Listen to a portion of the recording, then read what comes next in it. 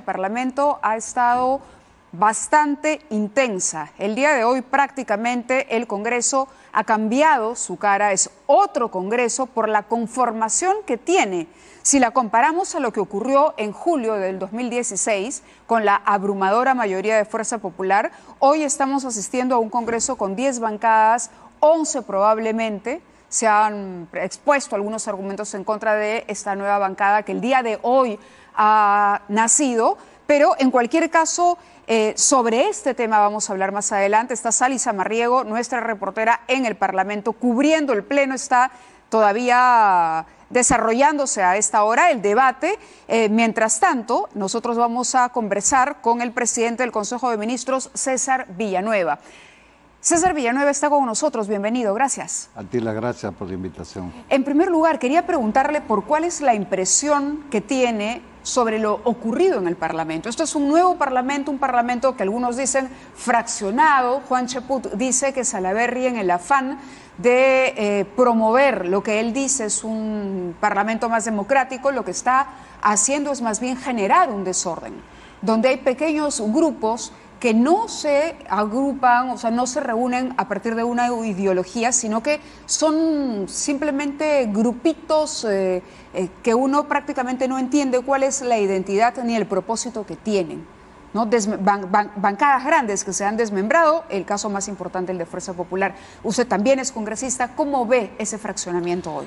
Bueno, a partir de una mayoría absoluta que tenía Fuerza Popular, sin duda alguna, este fraccionamiento lo que hace es equilibrar un poco la situación. Yo creo que es positivo, ¿no? En este caso el fraccionamiento es positivo, va a haber un equilibrio.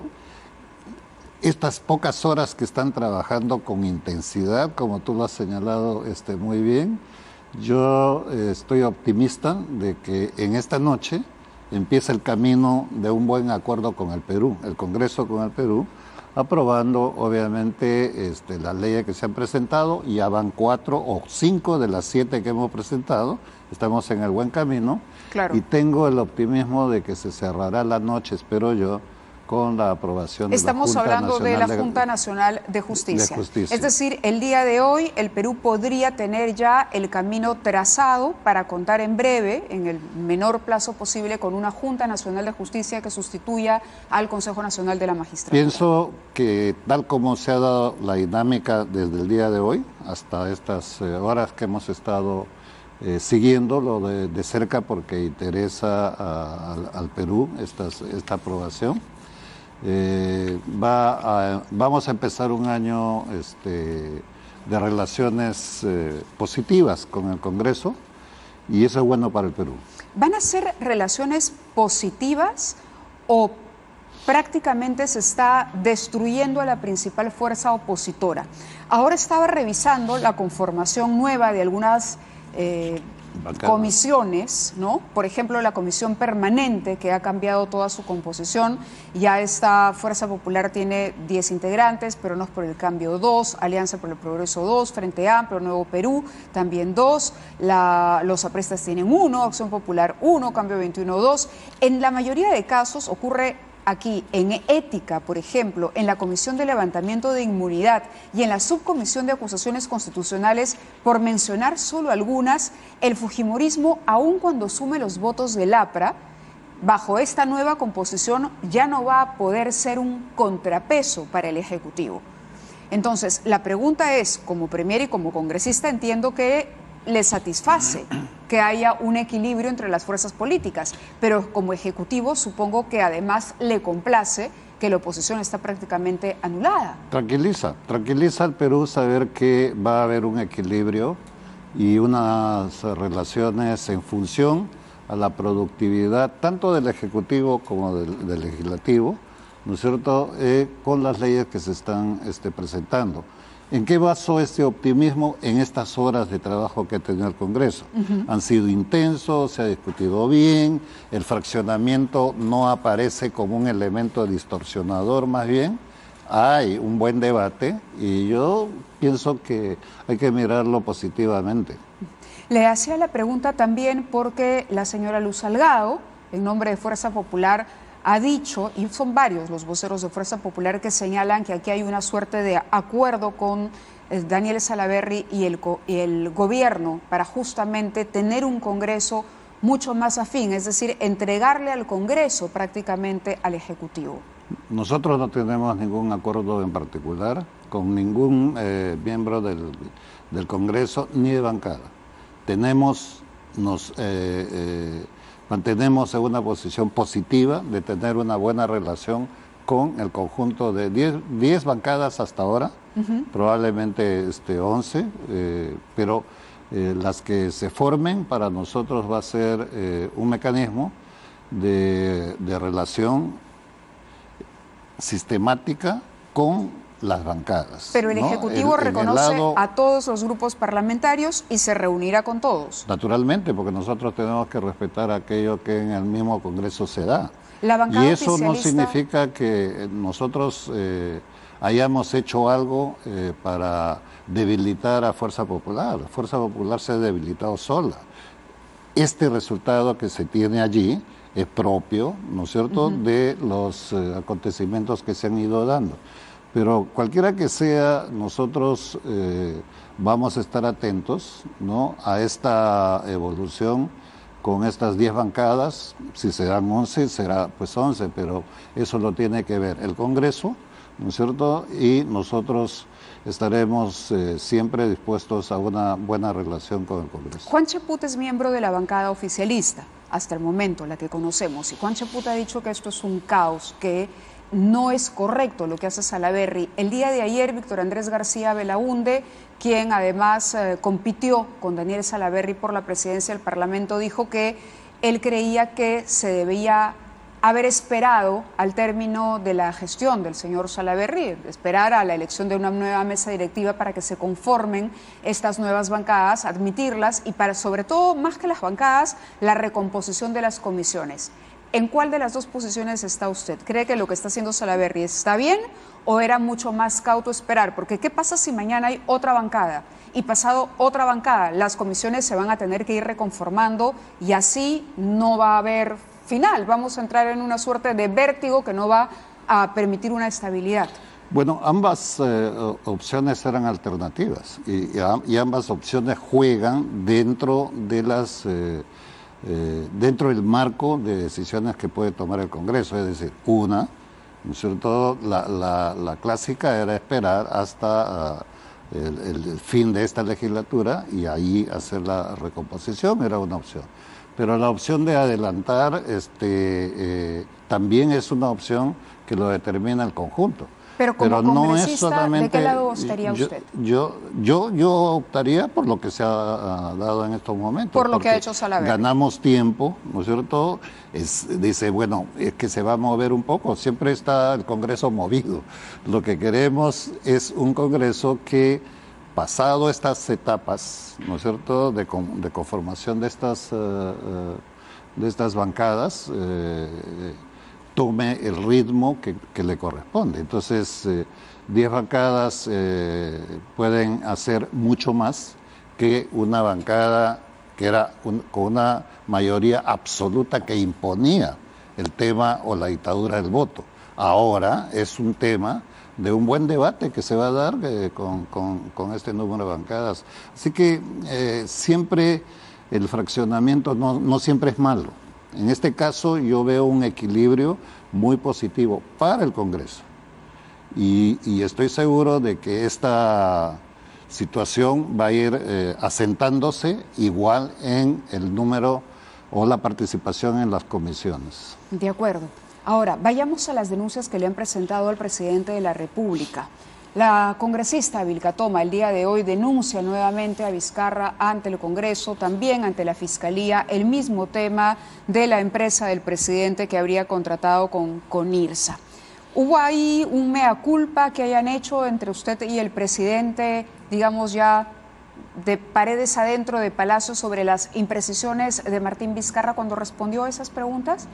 Bueno, yo estuve con el presidente al costado en el momento que le hicieron la pregunta. Claro, sí leí una declaración en la que usted mismo dice que él se ajustó a la letra. La pregunta era con Odebrecht y él dijo no, con IRSA. Exactamente. Claro, pero el entre líneas era con IRSA, de alguna manera era el consorcio donde estaba Odebrecht y el presidente tenía que suponer que lo que estaban tratando era de vincularlo con Odebrecht. Claro, yo estoy seguro que el presidente Vizcarra hubiese hecho la precisión con toda seguridad si el momento se hubiese prestado para tal. De acuerdo. Lo que sucede es que era una conferencia de prensa de un tema distinto, se le hizo la pregunta concreta y él respondió concretamente. Después, ¿no es cierto?, cuando han dicho, pero usted ha dudado, claro, no ha sido lo preciso que pudo ser. Un halo de sospecha, sí. Él ha señalado con claridad cómo ha sido y lo sigue señalando. Pero además, el país puede quedarse tranquilo. El presidente Vizcarra es una persona de transparencia tal que ha abierto las puertas para que se haga la investigación como corresponde. ¿No es cierto? El Congreso ha invitado, a través de la comisión, al hermano del presidente a hacer las declaraciones. Él irá en el momento que corresponde y eso se aclarará. Pero así como hay el rigor de pedir la información al presidente y investigación, él ha señalado claramente que nadie está exento de ser investigado o de dar las informaciones que corresponden. Usted mismo lo ha dicho, ¿no? Sí, por supuesto. Entonces, pero si eso se hace así en justicia, tendría que hacerse con miles de proveedores, como ha sido el caso de la firma del presidente. ¿Cuál es la diferencia entre el caso de Martín Vizcarra y el caso de Pedro Pablo Kuczynski, que es el que usa la congresista Vilcatoma como antecedente en sus dos denuncias?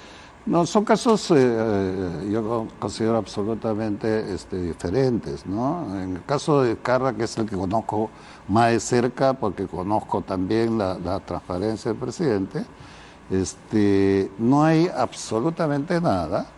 En el caso del expresidente Kuczynski, tampoco puedo decir que haya algún hecho mientras no se haga la investigación completa.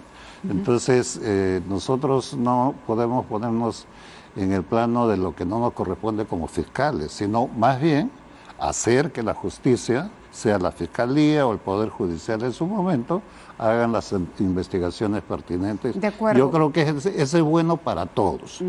Aun cuando, perdóname, sí, aun cuando se denuncia a alguien o se sospeche de alguien, es mejor que la investigación libre esa sospecha, porque como vivimos tal nivel de corrupción en el Perú, lo mejor es la transparencia.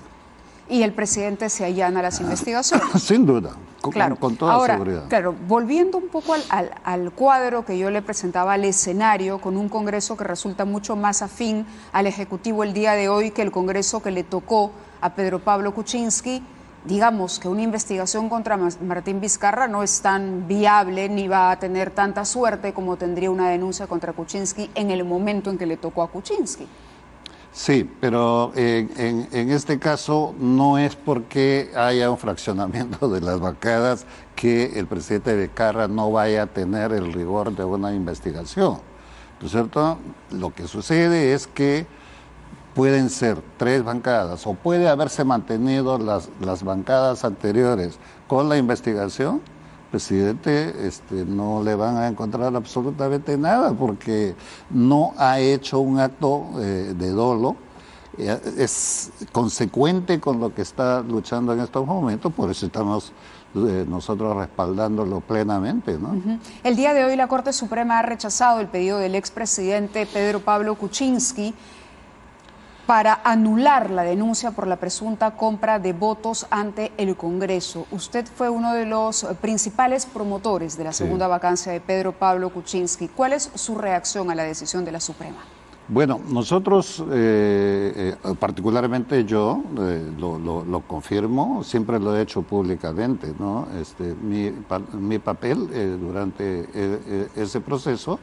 Y lo que podemos esperar es que las decisiones en los términos de participación de la justicia, sea dentro del estricto marco del derecho.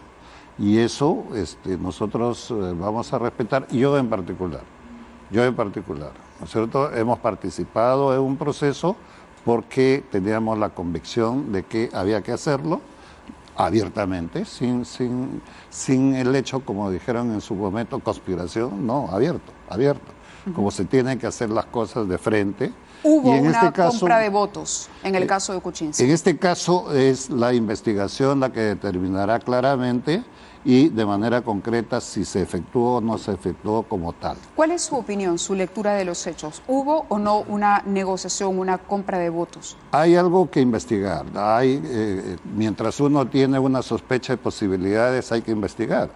Yo espero, sinceramente, que al final, ¿no es cierto?, la justicia determine cuál es lo correcto y eso lo respetaremos. Pero yo no puedo determinar a priori si se hizo la compra o no se hizo la compra de votos. Ni siquiera a la luz, es decir, por lo menos diría que hubo indicios de una compra de votos. Finalmente, Martín Vizcarra es hoy presidente de la República por un proceso que tuvo que ver con este tema. Sin duda. Porque este es el tema que se denuncia en esa famosa conferencia de Salaverry y Mamani, que es el que obliga a Pedro Pablo Kuczynski a renunciar. Sin duda, por eso le pregunto, y usted es prácticamente la persona de mayor confianza que tiene el presidente Martín Vizcarra, o sea, casi se habla de un matrimonio Vizcarra-Villanueva.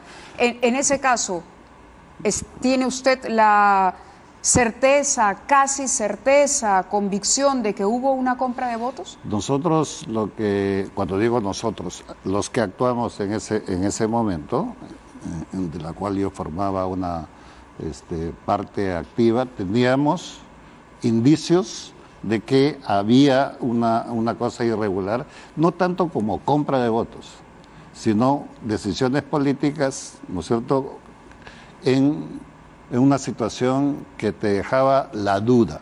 Porque yo había votado en la primera instancia, y lo dije también, lo reitero ahora, conjuntamente con la bancada de Alianza para el Progreso, positivamente para el presidente Kuczynski. En la primera vacancia. Exactamente. Cuando las cosas empiezan a cambiar, entonces también tomamos una posición así abierta, directa y franca. A una hora, con el tiempo transcurrido, ¿usted insistiría y descartaría cualquier tipo de conspiración para sacar al presidente Kuczynski? Totalmente.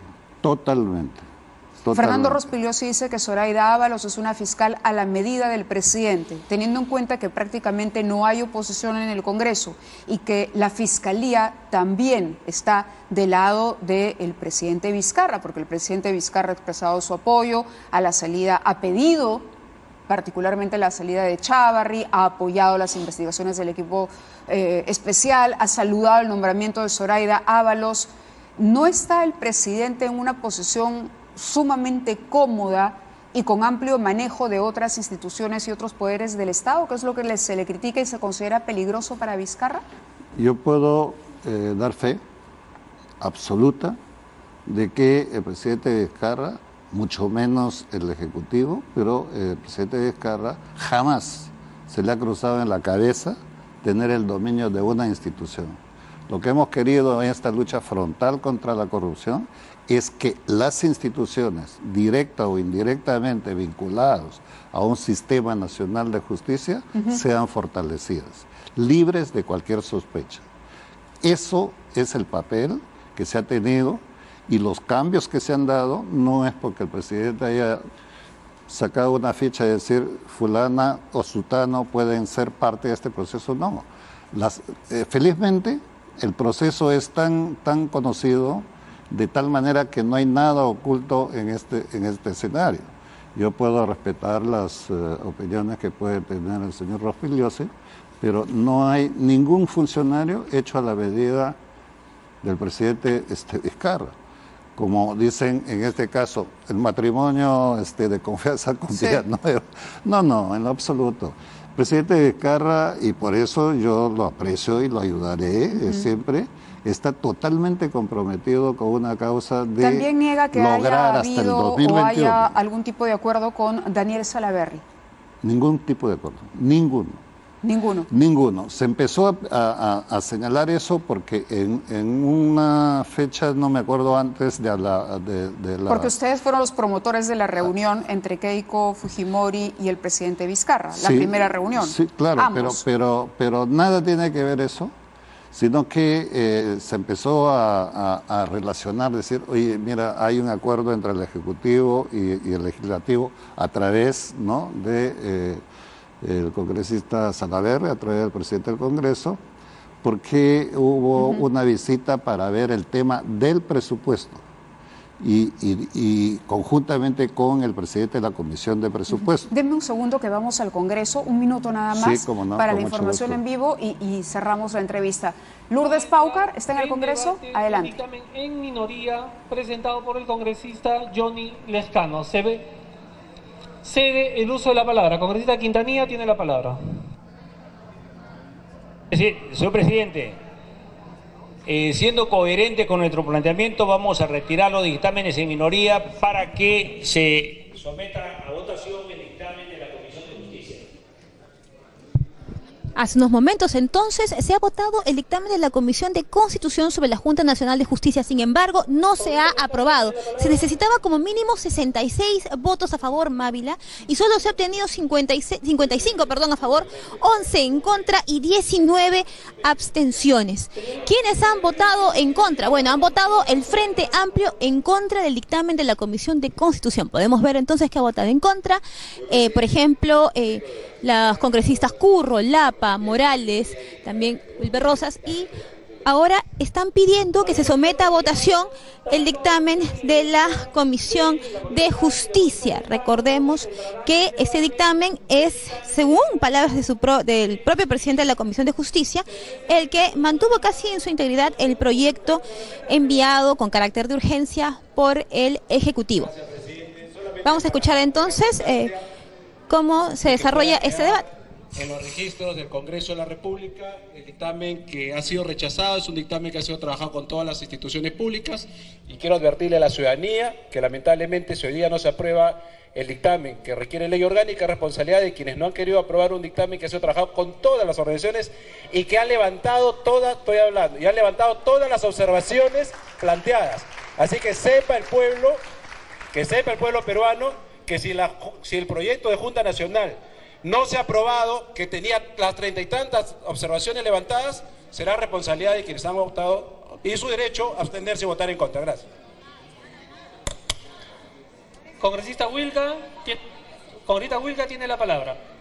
Presidente, creo que es fundamental que algunas bancadas y sobre todo algunos parlamentarios sean conscientes de este resultado. No se ha aprobado, no por, como dicen algunos, hay un ánimo de obstruir, es porque no se cuenta con los votos, y cuando no se cuenta con los votos, en democracia se dialoga y se tiene un texto de consenso, no se impone. Así que esto nos lleva a justamente trabajar de manera conjunta tanto el dictamen de la Comisión de Constitución como el de Justicia. Eso es lo que hay que hacer, presidente. Acá no vengamos a engañar a la población con ese tipo de discursos, y más bien procedamos a lo que corresponde en un espacio democrático, dialogar y buscar el consenso. ¿Algún otro congresista desea hacer? Vamos a estar muy pendientes, entonces finalmente parece que no habrá lo que estábamos aquí comentando y alegrándonos de que se vaya a aprobar. Parece que hay ahí problemas todavía en el Parlamento, Premier. Yo siendo congresista conozco bien el Congreso. ¿Y usted qué dice? ¿Mantiene el optimismo? Totalmente. ¿Mantiene el optimismo? Va a haber estos desencuentros y encuentros, pero finalmente la luz se va a abrir en este camino. Correcto. Tengo solo dos preguntas, sé que se tiene que ir. Para cerrar el tema famoso de la supuesta conspiración y eso, tengo un dato. Usted habla con Daniel Salaverry, esto es al poco tiempo de la juramentación del presidente Vizcarra, el 25 de marzo, de acuerdo al señor Klimper. Ustedes acuerdan que se deberían reunir Keiko y Vizcarra el día 27. ¿De acuerdo? Hasta ahí estamos. ¿Esa reunión fue en casa del señor Mamani? ¿Del señor Mamani? Sí, no. Porque se dijo que era en un departamento de San Isidro. Ya, pero el señor Mamani ni aparecía por el... ¿Pero tiene la dirección? ¿Se acuerda de quién era el departamento, la oficina de quién? No, porque yo no estuve en esa reunión. Ajá. pero muy alejado de que pudiese ser la casa del señor Mamani. ¿Seguro? Seguro, totalmente seguro. Absolutamente, porque dice, creen oportuno y entonces se organiza la famosa reunión. Le dijeron que la reunión sería tal día y a tal hora y en tal dirección. Fuimos colectivamente. Fueron el señor Salaverry con la señora Keiko, detalló Klimper. Usted no participó de esa reunión. ¿Y el presidente no le contó exactamente dónde fue? No. Pero ni remotamente. Ni remotamente entonces. Con el señor Mamani, ¿no? Correcto. Eso por un lado. Y una pregunta última, el tema del aniego en San Juan del Lurigancho, la responsabilidad política, Sedapal y el ministro de Vivienda, ¿para cuándo se va a conocer exactamente? Nosotros, a ver, desde el primer día, nosotros llegamos a San Juan con el presidente que veníamos de una ceremonia justamente de iniciar un proceso de agua, ¿no? Porque y pasamos por ahí. Ya se alertaba de esto a inicios, ¿no? Varias semanas antes de que ocurriese la desgracia ya habían alertas a Sedapal y hasta ahora solamente ha salido el gerente. Sí, ciertamente. Entonces, a partir de eso, la tarea del Ejecutivo, con todos los ministros a la cabeza allí, con el ministro de Defensa, Ambiente, Salud, metido todo un equipo del Ejecutivo allí, era primero atender la situación de emergencia. Claro. Ahora estamos en el proceso de investigar un poco más cómo tiene que... Pero va a haber responsables. Tiene que haber Sedapal admite que hay una responsabilidad. Es un problema de ingeniería, es un problema que se tiene que revisar. Claro. Pero cuidadosamente para que no haya el San Benito de que, mira, como esta obra lo ha hecho otro, ustedes están hurgando eso. No, porque acá hubo una alerta. Hechos concretos. Así es, hubo una alerta y reconoce usted que hay una responsabilidad de la gestión actual de Sedapal de no haber atendido esa alerta. Tiene que haberla. ¿Y el ministro de Vivienda está dispuesto a asumir esa responsabilidad política? El ministro también? de Vivienda todos los días supervisa la situación de San Juan. Y yo tengo que saludar la actitud solidaria del ministro Piqué en particular, con todo el equipo. ¿Su cargo no está en tela de juicio? No está en tela de juicio, al contrario, es un hombre que está dedicado al 100% a ver cómo resolvemos lo antes posible y estamos en ese camino. De acuerdo. Dios mediante, en las próximas horas o días esto queda totalmente resuelto de una obra que en sí la encontramos muy compleja por la manera como en que se había hecho, claro, y hacia ahí estamos trabajando también en las investigaciones. Le agradezco muchísimo su presencia en el programa como siempre.